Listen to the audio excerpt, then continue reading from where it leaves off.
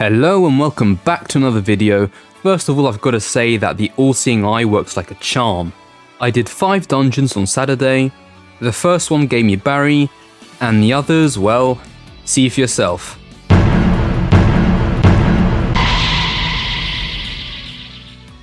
And that's how I got Paw. I'm always excited when they add a new legendary Paramecia to the game because everyone's so obsessed with Logias. So I'm gonna try this out, and I'm really hoping it's a good one.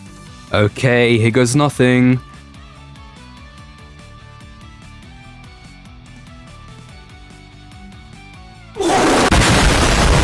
Okay, I'm a Paw user now. I've got 563 points, so I'll put 500 in fruit, and I'll put the rest in stamina just in case. So the first skill of Paw is Paw Cannon. You can either hold the Paw Cannon for a while, or just fire it instantly. As you can see, if there's another enemy in the line of fire, they'll also take damage. There doesn't seem to be any difference with the instant version. If you want to say that it has less range because it didn't hit the dummy, you're actually wrong. The reason it didn't hit the dummy this time is because we already flung the dummy back a bit. And the damage is the same. No matter how long you hold it, it will only cost you 35 stamina. It's also a block breaker. Very solid first move. So the R skill is the counter skill. Just press R when you're about to get hit and it will reflect all the damage back at your enemy. Now that might sound good, but there are 2 downsides to this skill. First, reflecting damage only works within a certain range. As you can see here, I used the counter but he took no damage because I was too far away. This counter only works at close range. The second downside to this skill is that it only reflects the first thing that hits you. So, for example, the Yomi ult attack does 22 damage per hit, but that means I'm only going to reflect 22 damage back at him, not the full damage of the ult. So you're only going to be reflecting high amounts of damage on single hit moves, like a Magu Fist for example.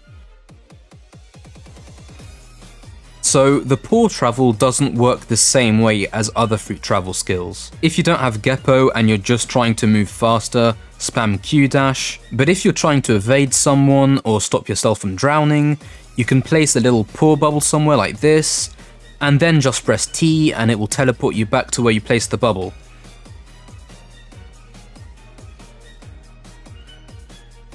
This is pretty useful, but just remember that if you die, the bubble will disappear. This skill can also be useful in PvP, in situations where your opponent gets too close to you for your liking. Just be careful where you place the bubble, because they can decide to camp it. So Paw Bomb is like a better version of the Paw Cannon. Just like the Paw Cannon, you can hold it or fire it instantly, but there's actually a huge difference. This is the charged up version, and this is the instant version. As you can see, when you fire it instantly, the damage is a lot less significant and the AoE is a lot smaller. The downside to this skill in PvP though is that realistically speaking, you won't get many opportunities to fully charge it up. You can partially charge it up for more damage, but obviously if you just stand there slowly charging it up, your opponent will run away until they're out of range, and then you just wasted stamina. So it's best to just use the instant version of this move, unless you get an opportunity where you stun them and then you can charge up while they're stunned.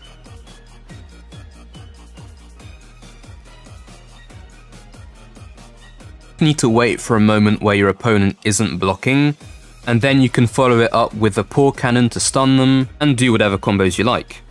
And it will add up to a lot of damage. So Ursus Shock is like a more powerful version of the Paw Bomb. You can choose to fire it instantly or fully charge it up. Personally, I like charging it up as much as I can because the AoE is going to be so big anyway that it's almost impossible to avoid getting damaged by it. Just take a look.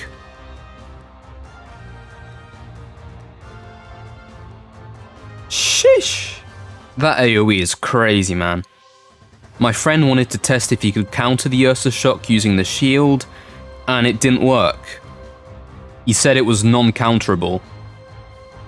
Just make sure to aim it downwards and somewhere in the middle instead of directly at them, because if you aim it directly at them, you're making it go too far and they can dodge.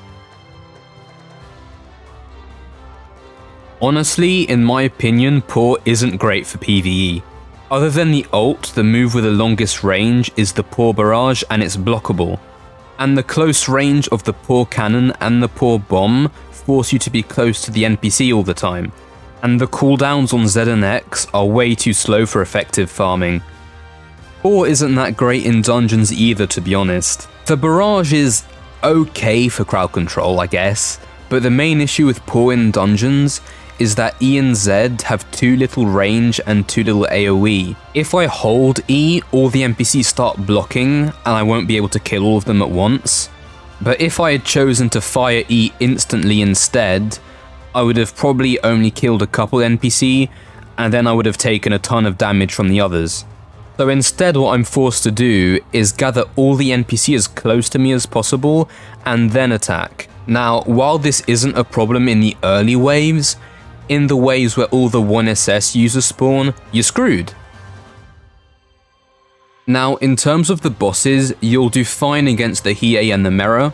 Even if Mera is always a little bit more of a struggle, you can still beat them. But if a Pika boss spawns, GG. Pika bosses are a nightmare to fight because they have what you don't have.